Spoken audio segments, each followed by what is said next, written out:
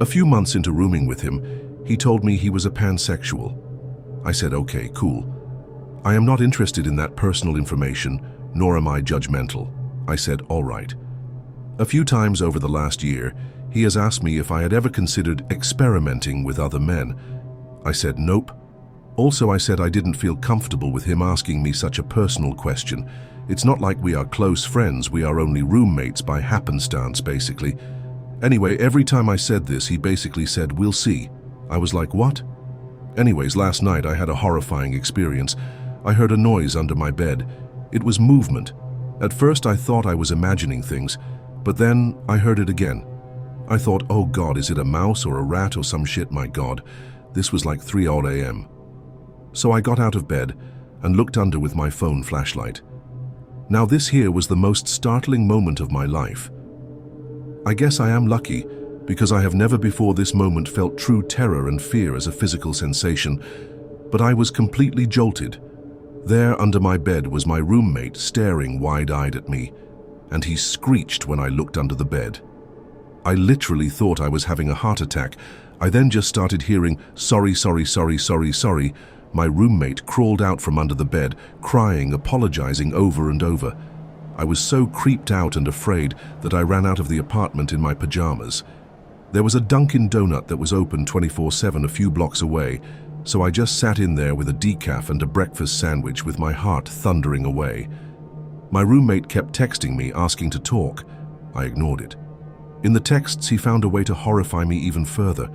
He confessed he had been sleeping under my bed a few nights a week for 3 or 4 months, and that he was doing it to get closer to me and psychically saturate each other. The fuck? I waited for him to go to work, and I ran into the apartment, got my essentials, and left. I am currently crashing with a buddy. Our lease is up in 1 month. My intention is simply to not renew. This dude is blowing up my phone, and I am getting texts from other people, some friends of mine and some bozos who are friends with him. He is going around telling people I shamed him and that I am rejecting his apologies. Some people are claiming I'm overreacting and invalidating his feelings. Most people agree he was improper, but think I should work it out with him and give a second chance because he's sensitive. I feel like I am losing my mind, and I am seriously 20% convinced I am experiencing a long lucid dream of some sort and wondering if I am going to wake up or I am in a coma or something because this shit is so insane to me. Like, not really, but maybe really. I mean, what the fuck? So Dad, or is everyone around me a fucking nut?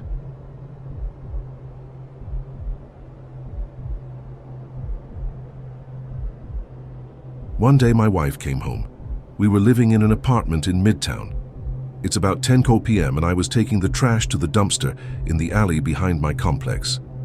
The complex had only 6 two-story apartments, the front door of each facing south. We lived in number 5, and if you were to walk outside, once you open the door, there's a little raised landing where you'd put a welcome mat, step off the landing, you're on a walkway, and you have to go either left or right because there's a very tall wooden fence separating the complex from the large house next door. So if you turn right and walk down past apartments, number 4 to 1, you run into a gate, go through a gate, and you're now on one of the main streets in Midtown. If you were to turn left coming out of the apartment, you will pass apartment number 6, then the laundry room, and immediately into a wrought iron gate, and immediately on the other side is the dumpster. It's a very short distance from my door to the dumpster, and with nothing to obstruct your view, you can see from the dumpster all the way down the length of the walkway to the gate at the other end of the complex. The entire area is well lit. Literally every unit would turn their front porch light on every night, and there is a street light right where the dumpster is, and one right on the other side of the street side gate. So it was easy to see my wife open the gate and head up the walkway towards our apartment. I waved at her and have no idea how she didn't see me, and I thought about yelling but didn't want to scare her or startle the neighbors. I was done emptying the garbage, so I just started walking the short distance to her. As I'm walking up, I see the door to our apartment open. Of course, I figured she opened it, but it was dark, so I didn't actually see her do it. Then she kind of leans in, and I could hear her calling my name, but she would not walk into the apartment, our own apartment, so why not walk right in, right? Then, when I got behind her and said hi, she became frantic, asking me, "How the fuck did you do that? How did you get back outside?" I explained I'd been at the dumpster emptying the trash, to which she interrupted me, said, "No, you opened the door for me and walked upstairs. I called after you and you turned your head and looked at me but didn't say anything and just kept walking." And then she started crying. I searched the apartment, found nothing. We moved about 6 months later to the house we're at now. One day, shortly after we moved in, my wife thought she saw me walk past the windows that look into the backyard from the kitchen, but it wasn't me. And again, she said it looked just like me, and that it walked all the way around the house before disappearing, and then she realized I was in the bedroom. Creepy stuff, edit, sentence structure. Edit 2. Just want to be clear, we're not believers. We don't see the paranormal in the everyday. Have no history of seeing ghosts or spirits. We aren't ghost hunters. We aren't religious. We aren't cult members. We don't worship the devil. Shit. I don't even listen to Slayer all that much these days, lol. We're rational adults with a family and careers who always look for the rational solution that can be backed by science. My wife has no health issues, mental or physical, that would lend themselves to experiencing something like this. And while I'm bipolar, I did not witness it myself, and my bipolar doesn't cause me to see hallucinations. At least I've never experienced any type of hallucinations. I think that's actually LSD, LOL, that's all. Just wanted to clarify.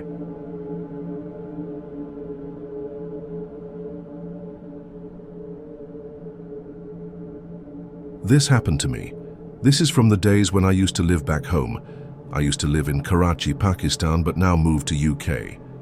We used live very close to a CID, Police Pakistani FBI building, which we all were unaware of and always thought it was just an ordinary government building, till on 11th Nov 2010. On that day, around evening time, coming home from work, I thought I'd better hit the gym because they had a sauna, and after being tired from all day work, that sounded like a good idea, which was hardly 0.3 miles away, so I decided to walk to the gym. I change quickly and leave for the gym and start walking towards the gym. This is almost, I've hardly walked like 10 minutes, and I'm 0.1 miles away roughly, and all of a sudden for a nanosecond I feel that ground is shaking, and the next thing I hear is a loudest bang I've ever heard, followed by a pressure kick into my chest. Now, to let you guys know, both the ear started bleeding because the bang was so loud. And for the reference, the kick in the chest was as bad as Big Show wearing military boots and kicking you in the chest straight with full force. Next thing, I'm on the ground covering my ears because they are in agony and covered in dirt, trying to figure out what's happening. As I am trying to figure out, I can see all the car's alarms have gone off. Anything made up of glass has been shattered in roughly 1 to 2 miles area. I'm still trying to figure out what has happened, and I start smelling gunpowder, and as if someone is making a BBQ and is being burnt. I will always remember that smell, which was something unsettling. Next, things rock and dust particles starts landing on me and the surrounding areas, which had 1.5 inches long of pieces of human skin and flesh. I am not believing that I have another human skin piece stuck to my arm. I brush up my clothes and arms, getting up and covering my ear, recovering from that pressure kick. As I move closer to a spot in a street where I'm hearing loads of people screaming and crying, I see a few 3-5 foot cracks between some walls of the building which have been destroyed by the shockwave of the bang. I see the gap between a wall and move into the area where I see these scenes straight from a Hollywood movie where people are crying, cars on fire and dead bodies on the ground. By this time I'm thinking it's a bomb blast, and that's what has happened. As I move closer, I see a 10 ft and 30 ft wide crater which has been filled with the water, and the building, which was a CID building, is no longer there. There are hundreds of people lying on the ground crying for help, as some of them don't even have legs or limbs, or some don't have their complete bottom. I am still in a state of shock looking around, and I see a woman crying and hitting herself because she had her husband dead whose legs and torso was missing. I seen that later. I see several people without legs, brains out and no limbs. One thing, which haunted me for sure, was a 18-20-year-old guy who was dead and lying on the floor towards his chest on the floor with his neck turned towards me. I can still remember him looking straight into my eyes. His feet were flipped the other way around. After the police arrived and media arrived, I came back home after it got crowded. After I came home after the dusk every day, I would see that 18-20-year-old boy standing and staring into my eyes. I would wake up screaming throughout the night and see that guy standing at the doorway just staring at me. For 2 to 3 weeks, I would see this guy regularly during midnight, standing in my hallway, staring through my soul. I still remember that guy's face, and the shockwave, and the sound of the blast. P.S. To this day, even the slightest bang or even a loud music drops freaks me out, sometimes reminding me of that shockwave. I'm married, so sometimes I tell my wife that the bang just reminded me of the shockwave I witnessed in this accident. I don't tell her, but inside my heart I pray secretly that God don't ever put an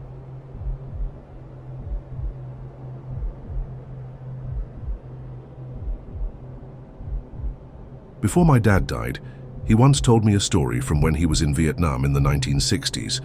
He told me about a mission where he and one other American with 5 CO.AG strikers, South Vietnamese villagers turned fighters, were tasked to emplace seismic ground sensors along a trail network deep in the jungle. He said they were about 2 days into the mission when he and 2 of the strikers split off from the main group to go watch a nearby trail intersection. He said the jungle was pretty quiet that day, just the sounds of birds and bugs and an occasional monkey. He said they had been watching the trail intersection for about 3 or 4 hours and were deciding on whether to move further down the trail or to turn back and link up with the rest of the patrol. Before leaving the cover of the brush, my dad said he checked the trail ahead of them one last time and prepared his men to move. Now here is where the story gets interesting, and he told this part with absolute dead seriousness. He said just as he started to step out onto the trail, he sees a light-skinned black Union cavalry soldier in full battle gear laying alongside the trail just shy of the intersection. My dad said the Union soldier had 2 pistols, a Spencer rifle, and a short curved club at his hip. As my dad was trying to process what he was seeing, the soldier looked directly at him and smiled. Then the soldier slowly placed a finger up to his lips as if to tell him to be silent, and then motioned my dad back off the trail. My dad said he signaled for his men to remain hidden, and he recalled that as he slipped back into the jungle on one side of the trail, the Union soldier did the same on his side of the trail. Less than 10 seconds later, he said the lead element of a group of NVA, North Vietnamese Army soldiers, walked right through the trail intersection some 30 feet away. My dad estimated that the group was comprised of some 70, 80 soldiers equipped with automatic rifles, light machine guns, and rocket-propelled grenade launchers. He has no doubt that his entire team would have been wiped out on the spot. He said as soon as the enemy soldiers had passed, he and his team beat feet out of there as fast and as quietly as they could and rejoined with the rest of the patrol. He reported the enemy soldiers his team had encountered, but decided not to say anything about the soldier he had seen. My dad kept this secret for many, many years, only telling me just before he passed, and earlier only telling his grandmother on her deathbed in the 1970s. He said when he told his grandmother, she smiled and without opening her eyes told him, "You saw old Red Tom." Red Tom was my great-great-grandfather. He was a half-black, half-Creek free man who was a scout for the Union Army during the Civil War and later served with the U.S. Cavalry in the American West. He was known for carrying 2 pistols, a Spencer rifle, and a Creek war club into battle.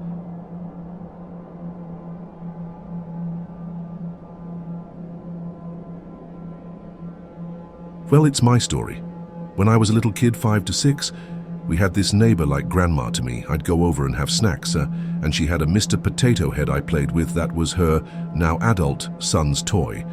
Weird core memories. He came home, in his 20s, from the army, I think. I don't remember much about him, but he asked about taking my older brothers camping, but my mom said no. She had a weird feeling about him. Side note, we lived out in the country, not even a town, just a place. There were no locked doors, everyone trusted each other. My mom saw him at our little store with bee stings all over and was concerned. He said he got them at the creek. She thought that was weird, because that's just not a thing where we went all the time, but okay. A little while later, not sure how long, the news said there was a murder of some campers out past where we lived, no leads. People were shocked. This doesn't happen here. My mom remembered her weird feeling and the bee stings that didn't make sense. She called the police to say, hey, probably nothing, but here's what I got. I remember detectives coming to our house to talk to her. They had some other evidence that matched, but not enough to link him to the murder, a couple with their child. It's unsolved to this day, though the detective said he knew it was him. A few years later, the guy went to prison for an abduction, attempted murder, of a woman who ran out of gas and he offered her a ride. She lived, thank God.